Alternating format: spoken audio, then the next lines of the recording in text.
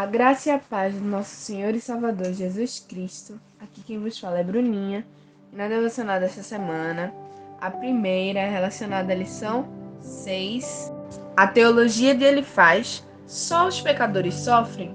Nós temos o seguinte tema, sobre a paciência para ouvir, cujo texto base encontra-se em Jó 4, dos versículos 1 ao 4. Porém, eu vou ler até o 6, que diz assim: Então respondeu Elifaz, o temanita, e disse: Se tentarmos falar-te, enfadar-te-ás? Mas quem poderá conter as palavras?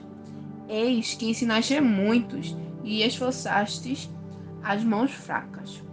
As tuas palavras levantaram os que tropeçavam, e os joelhos desfalecentes fortificaste. Mas agora te vem e te enfadas, e tocando-te a ti, te perturbas. Porventura, não era o teu temor de Deus, a tua confiança e a tua esperança, a sinceridade dos teus caminhos? No capítulo 4, nós encontramos uma resposta ao lamento que Jó entoou depois de 7 dias e 7 noites de total silêncio, em que os amigos de Jó foram visitá-lo, e só nesse 7º dia que Jó finalmente abriu a sua boca e botou tudo que estava no seu coração para fora, que foi o que a gente viu segunda passada, na lição 5, que foi justamente o sofrimento de Jó, Jó como um ser humano expressando a sua dor. Aqui em Jó 4, a gente vê a teoria dele ou Elifaz, começando, ele introduz a sua fala perguntando se Jó não iria se cansar com a sua fala, porque era uma situação difícil, e ele pergunta: será que você vai ter paciência de ouvir? Será que você vai nos escutar se nós falarmos com você? Então, a gente vê uma tentativa de saber se Jó aceitaria a sua palavra, escutaria o seu conselho em meio ao tentador. Continuando, ele elogia o ministério que Jó antes tinha, onde ele inspirava as pessoas, eles levantavam os que tropeçavam, ele ensinou a muitas pessoas e fortaleceu aqueles que estavam fracos.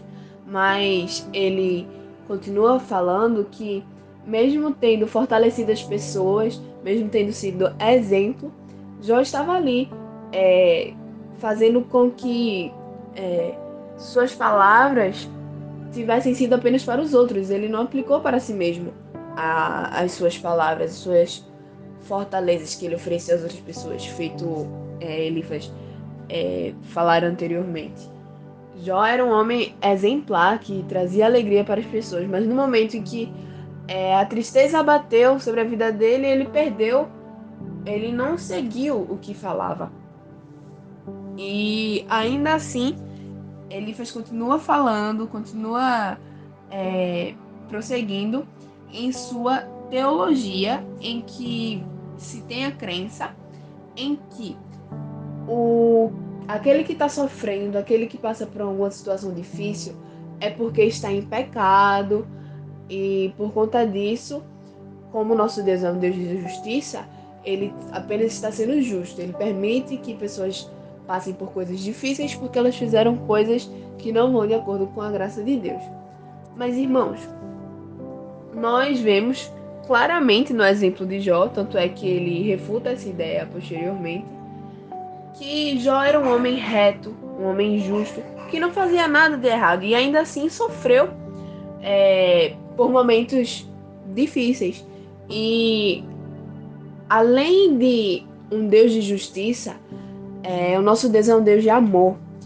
E como um pai que ama, ele procura filhos que o busquem verdadeiramente, que o amem de verdade, tal qual ele busca nos ensinar.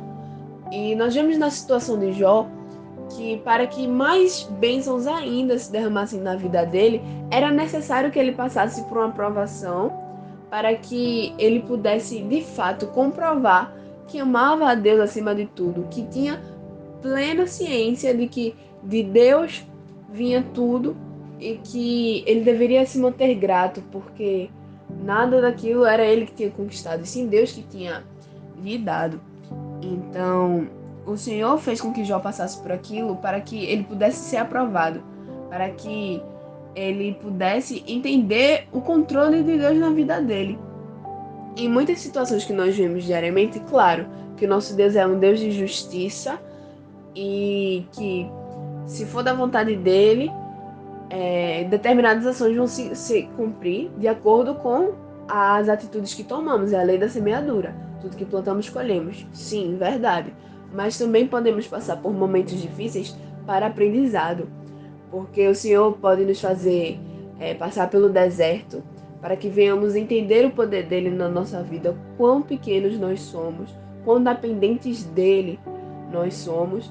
E a partir disso também a gente pode ser instrumento para que o nosso testemunho edifique outras vidas que estão passando por essa situação difícil. Ou seja, por mais que pareça que não tem sentido no momento, que o Senhor tenha nos esquecido, pelo contrário, Ele está no controle de tudo, está observando tudo e esperando o momento dele, o momento certo, para que a vontade dele se sobressaia e a gente possa entender o propósito disso tudo. Tudo que acontece nas nossas vidas tem propósito, porque a vontade de Deus é boa, perfeita e agradável.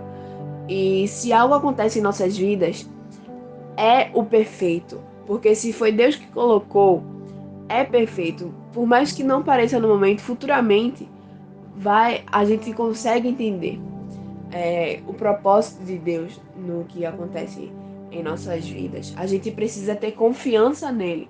A gente precisa descansar, entregar as coisas na mão dele, tendo plena consciência de que tudo que vai acontecer é de acordo com a vontade dele e que será o melhor para nossas vidas. Os planos dele são diferentes dos nossos. A gente pode até imaginar uma coisa boa, mas ele consegue ele consegue nos levar a patamares ainda mais altos.